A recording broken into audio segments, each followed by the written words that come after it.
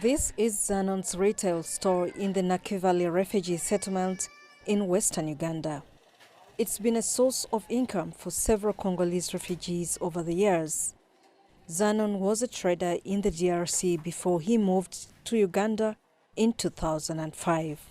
Unable to meet his family's needs, despite rations from the World Food Programme, Zanon started selling groceries before moving into building supplies. I had no job, but I started small with a grocery stall. Then I went on to ride a boda. I even drove a taxi, and after that, I started this hardware shop. Zanon teams up with big traders and earns a profit from each item he sells. Now he's changing the lives of other Congolese refugees by employing them in his store. I always tell them, you have to work. That's the honest truth. You can't just sit there for 1 month, 2 months, 3 months waiting for help from UNHCR. It's hard. It's good they help us, but I always advise them to work.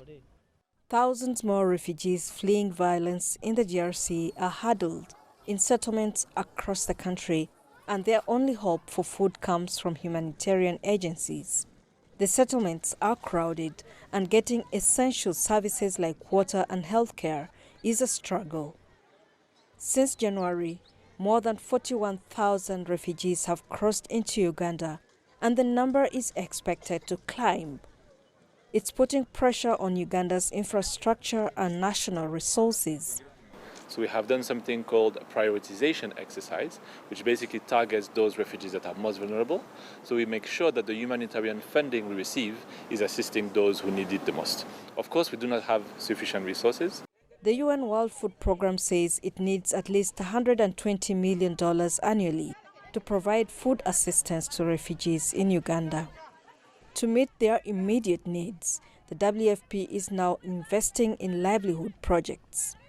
We are providing cash transfers to pregnant and breastfeeding women for them to buy nutritious food in the local markets.